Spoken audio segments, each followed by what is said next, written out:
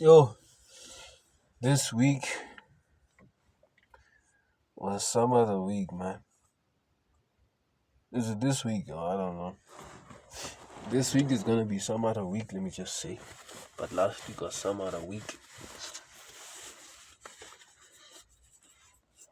I've seen the importance of people who can guide you, people who will be there by your side, you understand? Especially people who are godly, you understand? Because I went to my pastor, I think on Sunday. It's a church I used to go to. Because, I don't know, I was losing myself, being consumed little by little by the world. But I knew where home was, like the prodigal son. Like, a lot of things is happening. A lot of things is happening. And, hey man,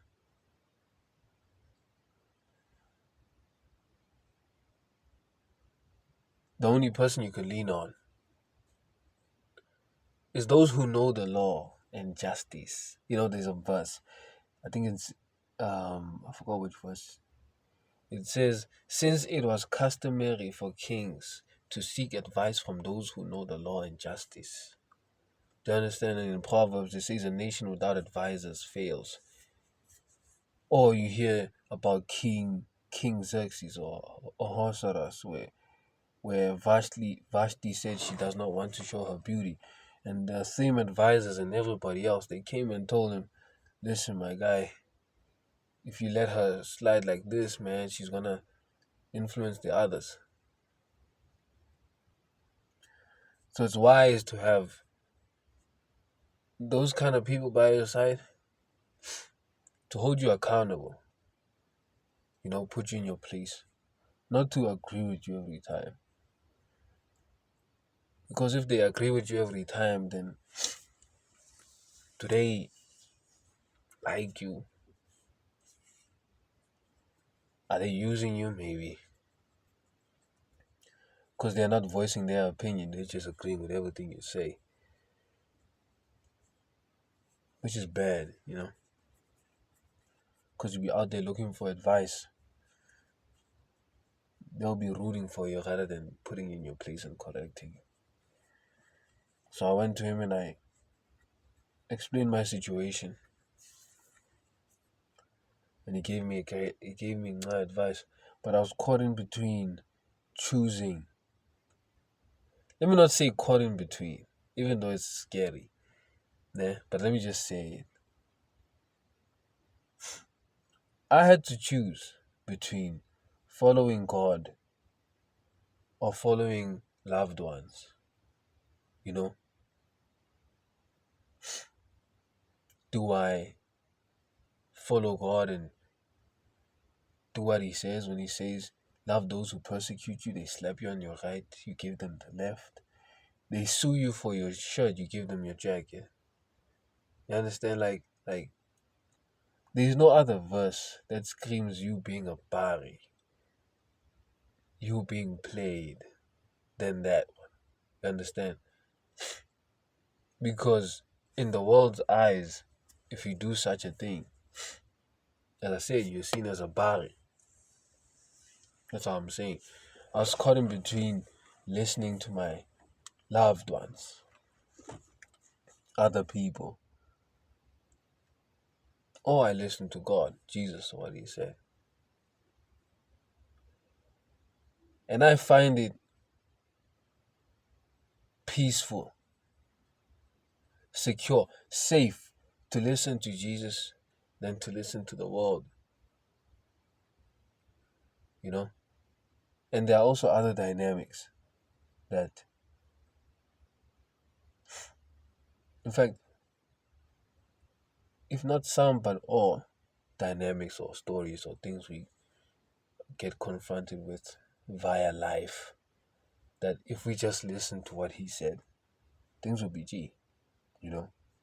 Paul says, try to live at peace with people. Always live at peace with people. That works.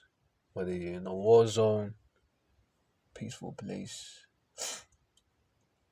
a messed up environment, you know, it works.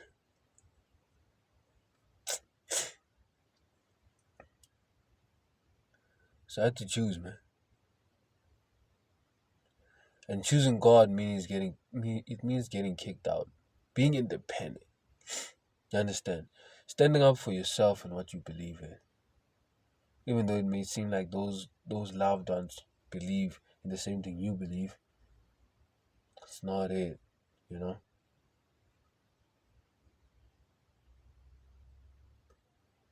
But we live though. We grow as people, and we're faced with tough decisions that we need to take. You know, praise me, or I throw you in the fire. He said to my three guys. You know, Meshach, Shadrach, and Abednego, which are their slave names. And they said, "Throw me. I do not care. My God is willing and is able. But even if he does not do it, we will still not bow." And they threw him. They did not burn. And they walked out of there. They could have burned, you know. They could have burned to ashes. They would have laughed. Yeah, where's their God now?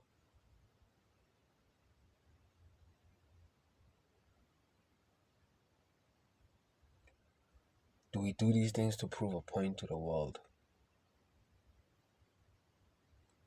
Or do we do them to please the one who will meet at the end, who will judge us? You know, John says, I saw the dead, great and small, standing, awaiting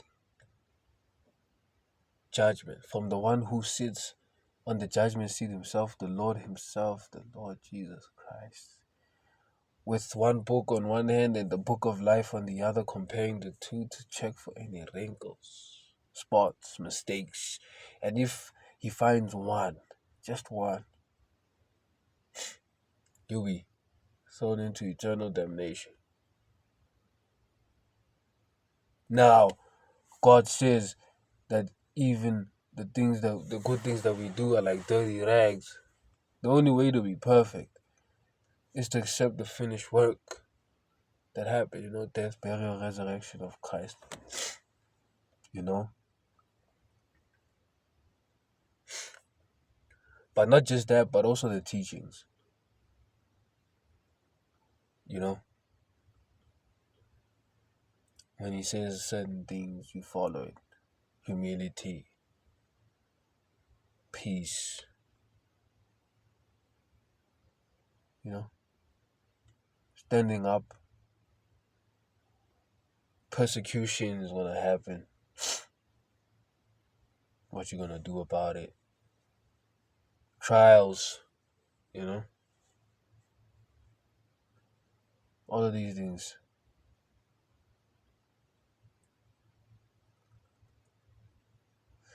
So yeah, man,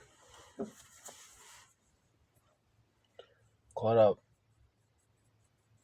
And it's easy to choose loved ones because you do it out of survival.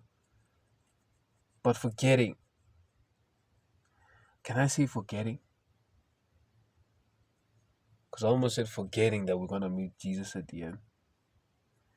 But it's not a forgetting thing, it's a doubtful thing. You know, maybe it's not true, you know, because at the with the work I do, né, I sell policies.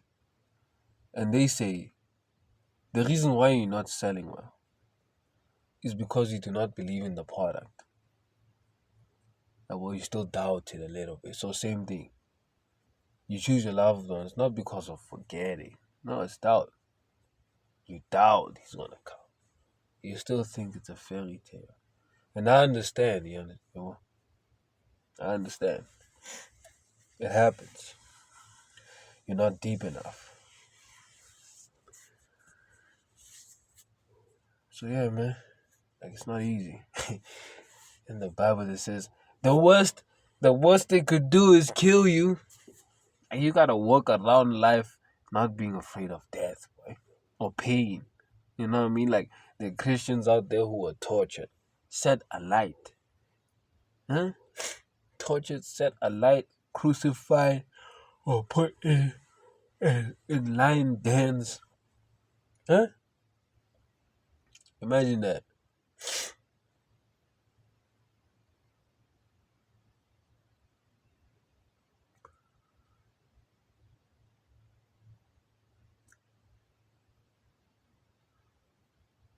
But as long as we choose God, man, every day, every day. If God is with us, who can be against us?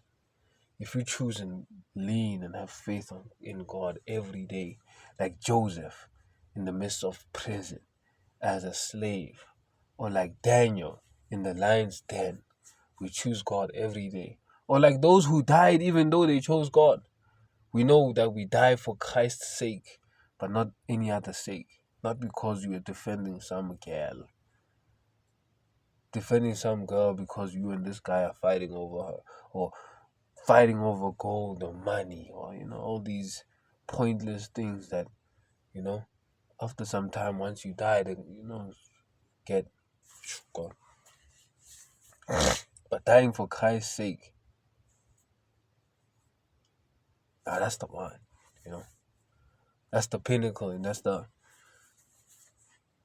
what you should strive for as a person. You understand?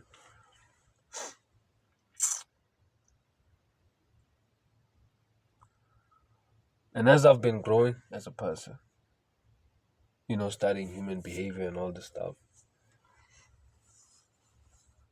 understanding is important, bro. Yeah, understanding is important. Why people do what they do.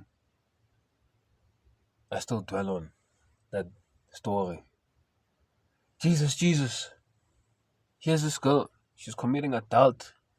We're about to rock her with stones. What you say? One without sin shall cast the first stone. Then they drop their stones. And then he asks her, "Where are those where are those who are persecuting?" She says, "They're not there." He says, "Neither I will condemn you, but sin no more." What did he mean? You know? Neither I will condemn you, but sin no more. It's not a, yeah, we'll see. It's a, ish. I understand why. You know? Somebody steals. You a stealer. Boo, boo, boo. It's a thing of, I understand why he stole. Uh, understand? Because there's a verse, man. I'm just bouncing verse by verse. There's a verse, I think it's in Ezekiel, where I don't know who it is, but he was praying and asking God. He said, "God, please give me enough. Don't give me too much where I get to a point where I become uh, full of myself." And I end up saying stuff like, "Who's God?" Like, I put myself here, you know? And do not give me too less. Where I end up saying, "You know what, mess God. I don't care anymore. I'm going to do it my own." And I start stealing and whatever. Just give me enough. My guy was honest, bro. I was like, you know what? I relate with this. You understand? He was being honest. Don't give me a lot. Don't give me a little. Just give me enough. Keep me satisfied. It reminds me of this other homeless guy who also said the same thing. Just give me enough for today. Just to get me through.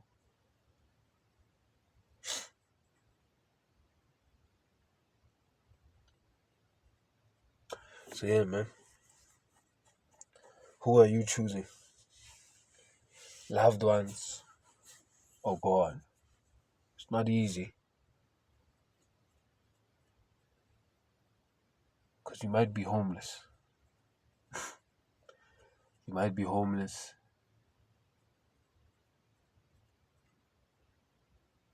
Hey, man. It's tough. Man, it's tough. It's tough. It's tough. It's tough. But we grow. Must get back to reading my Bible. Get back to reading. Get back to gymming. Get back to a lot of stuff. Growth, man. Get back to growth. Reminds me of this other verse. Full of verses. Son, do not stop learning. The minute you stop learning, you will neglect even the things you already know. There's no such thing as maintenance or stagnation. It's always growth or going down. And it's easy to go down. You just do nothing. But growth needs work, time, and consistency. So that's what we're striving for. And if people want to be part of the bandwagon, they can be. If they don't want to, then that's their reasons. Can't force them. We grow as people, though. In the name of the Lord Jesus Christ.